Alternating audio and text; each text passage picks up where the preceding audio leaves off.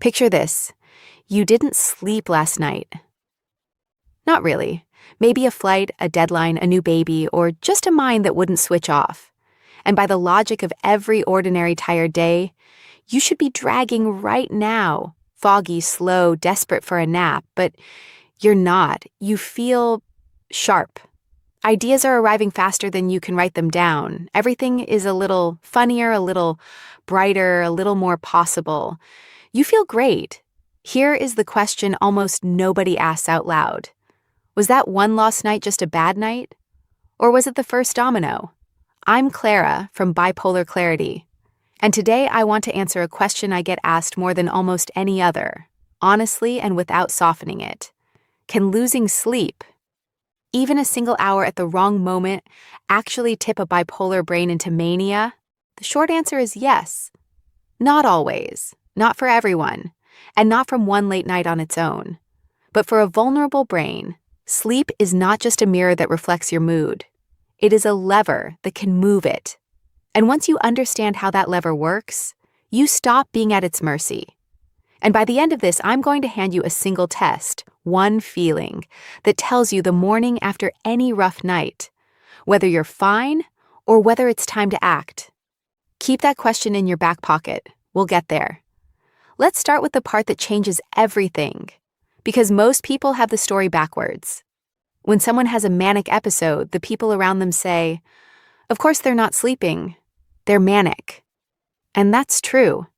Needing far less sleep, and not even missing it, is one of the classic signatures of mania. So we assume the mood came first and the sleeplessness followed. But the research points both ways. Lost sleep isn't only a symptom of mania. It can be a trigger for it. Scientists have described sleep loss as a kind of final common pathway into mania, a single road that many different life events can push you down. The stressful week, the argument that kept you up, the time zone change, the newborn, the all-nighter to hit a deadline. On the surface, they look unrelated, but they can share one mechanism. They steal your sleep, and the stolen sleep does the rest. So which came first, the mania or the missing sleep? Often the honest answer is it's a loop. A little lost sleep nudges the mood up. The lifted mood makes sleep feel unnecessary. Less sleep lifts the mood further. Round and round, tightening, until a mood you could have steadied on Monday is running the show by Thursday.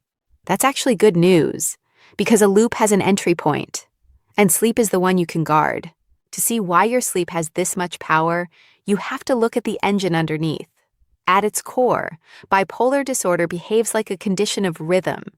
You have a master clock deep in your brain that keeps time for your whole body. When to release the hormones that wake you, when to release the ones that wind you down, when you get hungry, when your energy peaks. In many people, that clock is sturdy.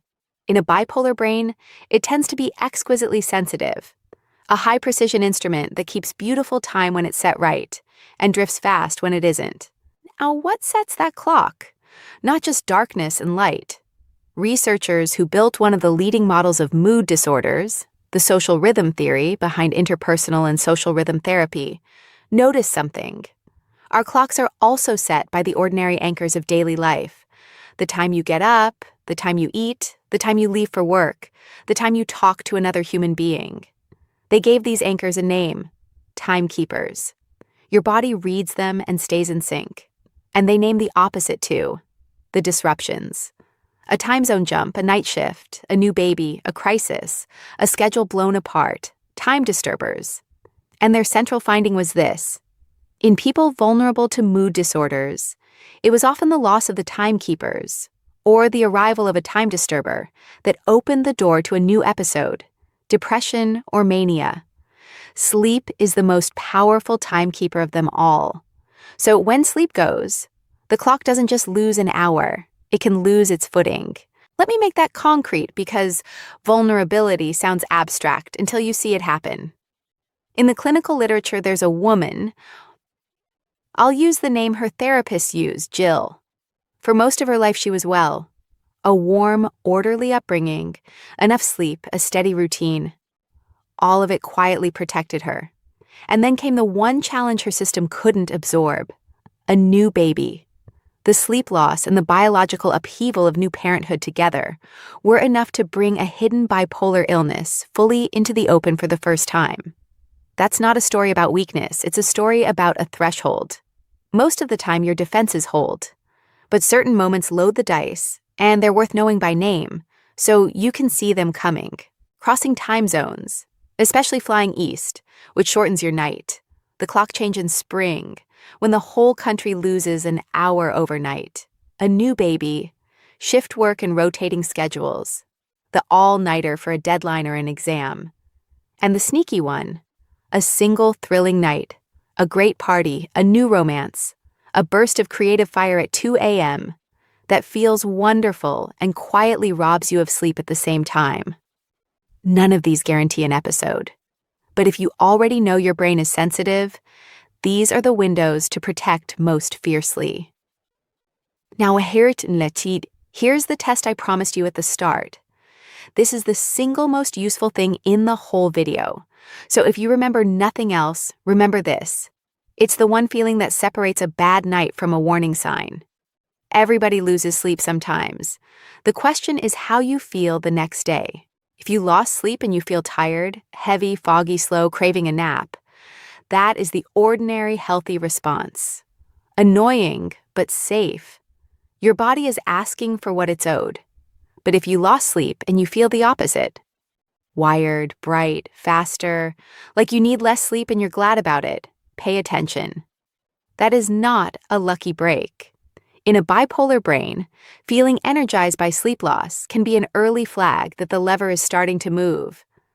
The reward is the warning, and the instinct in that moment, to ride the wave, to get things done while you're on fire, is exactly the instinct that tightens the loop. So what do you actually do? Not with fear, with a plan. First, protect a wake anchor. Pick one time you get up 7 days a week and hold it. Even after a rough night, even on weekends. Your body's clock starts its count from the moment morning light hits your eyes, not from when you fell asleep. Sleeping in to catch up doesn't repay the debt. It just moves the clock and gives you jet lag without leaving home. Get up and get light on your face early. Open the blinds, step outside, or turn on the brightest lights you have. Second, when you know a disruption is coming, guard the hour on purpose. You often can't avoid the flight or the newborn or the deadline, but you can decide in advance not to volunteer extra losses on top of them. Around a time zone trip or the spring clock change, that protected hour isn't precious because an hour is magic. It's precious because you're already standing near the edge, and you don't add weight near an edge. Third, have an if-then rule for the nights you can't control. If I've lost significant sleep 2 nights running, then I treat the next 48 hours as a caution zone. I don't schedule the risky, exciting, overstimulating things. I keep the days boringly regular. I get morning light. And if that wired, needless sleep feeling shows up, I don't wait and watch. I use my plan. And that's the fourth piece, the most important one. Decide now who you loop in. Pick one person, a partner, a friend, your clinician, and agree, while you're well, that if you string together nights of little sleep and rising energy, you'll tell them. Not because you failed, because that's the exact moment when an outside pair of eyes is worth more than your own, and when a small step early can save you a very large one later. If things are moving fast or you don't feel safe, that's the moment to reach for real support today. The link is in the description. So, can losing 1 hour of sleep trigger mania? On its own on a random Tuesday? Almost certainly not. But at the wrong moment, in a sensitive brain, sleep loss is one of the most reliable ways an episode gets started. And one of the few triggers you can actually stand guard over. I don't want you to walk away afraid of a bad night. I want you to walk away with a different relationship to your sleep. You're not fragile. You're carrying a finely tuned instrument. Protect its timing. Learn to tell a tired night from a wired one. And you take back the one lever that moves almost everything else. And if you'd like one small, steady anchor like this in your inbox each week, a quiet reminder to help you protect your rhythm before life knocks it loose. you can join the Bipolar Clarity newsletter. It's free, it's calm, and the link is in the description. If this was useful, the video on your screen is the natural next step. The single sleep rule that keeps that clock steady. And it's not about your bedtime. I'll see you there. And be gentle with yourself tonight.